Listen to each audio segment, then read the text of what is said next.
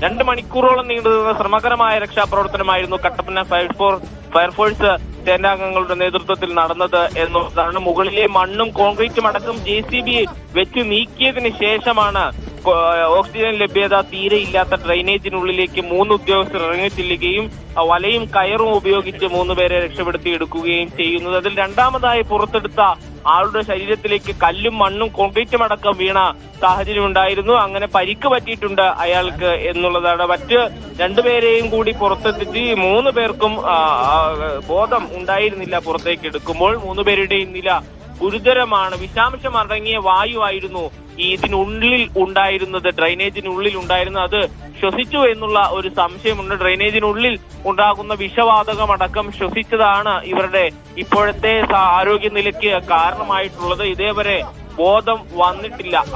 ഏതായാലും സ്വകാര്യ ആശുപത്രിയിലേക്ക്, കട്ടപ്പനയിലെ തന്നെ സ്വകാര്യ ആശുപത്രിയിലേക്ക് ഈ ഘട്ടത്തിൽ മാറ്റിയിട്ടുണ്ട്.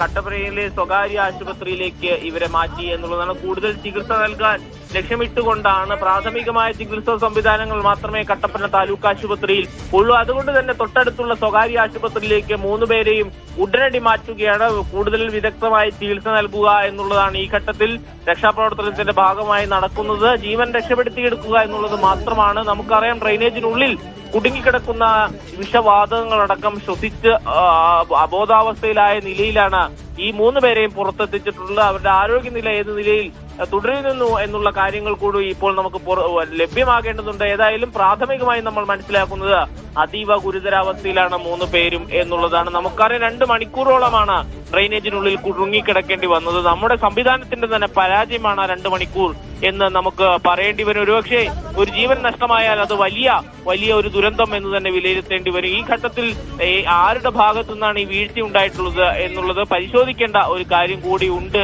എന്ന് തോന്നുന്നു.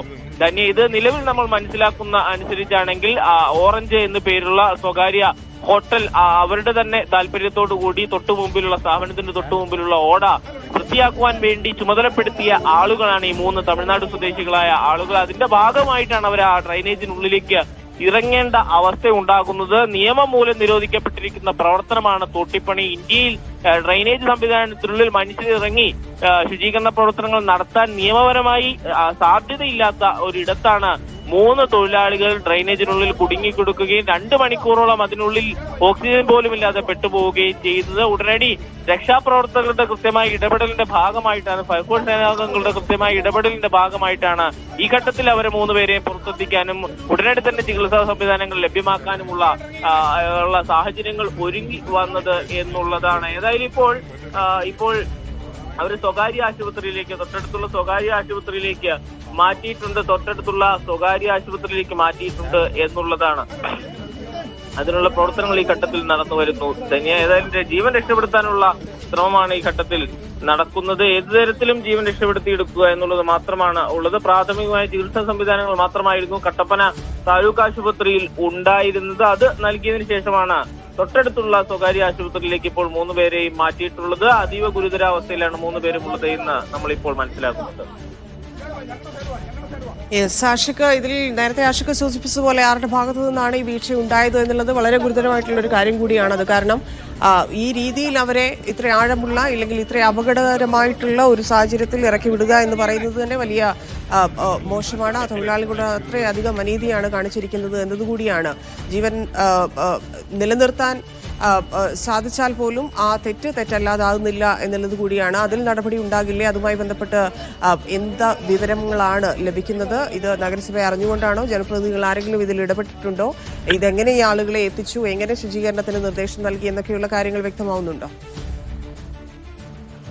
ആ വിഷയത്തിൽ ചുമതലപ്പെട്ട ഒരാളുടെ പ്രതികരണം എന്ന നിലയിൽ വന്നത് ഇടുക്കി MP ഡീൻ കുര്യാക്കോസിന്റെയാണ്. അദ്ദേഹം തന്നെ പറയുന്നത് ഇത് വേണ്ടത്ര സുരക്ഷാ സംവിധാനങ്ങൾ ഇല്ലാതെയാണ് ഈ പ്രവർത്തനം നടന്നിട്ടുള്ളത് എന്ന് വ്യക്തമായി തന്നെ പറയുന്നുണ്ട്. അതേസമയം ഇതിൽ ഏറ്റവും പ്രധാനപ്പെട്ട കാര്യം ഏതാണ്ട് 15 അടിയോളം വ്യാസമുള്ള ഡ്രെയിനേജ് സംവിധാനമായിരുന്നു എന്നുള്ളതാണ്. അത് അത്ര വലിയ ഒരു ഡ്രെയിനേജ് ആണ്. അതിനുള്ളിലാണ് ഇവർ കുടുങ്ങിപ്പോയത്. ആദ്യം ഒരാൾ അതിൽ കുടുങ്ങിപ്പോവുകയും ഇതിൽ മറ്റുള്ളവരെ രക്ഷപ്പെടുത്താൻ വേണ്ടിയാണ് മറ്റു 2 പേരും പിന്നാലെ ഇറങ്ങുന്നത് എന്നുള്ളത്. 2 മരണം തന്നെയാ. 2 മരണം.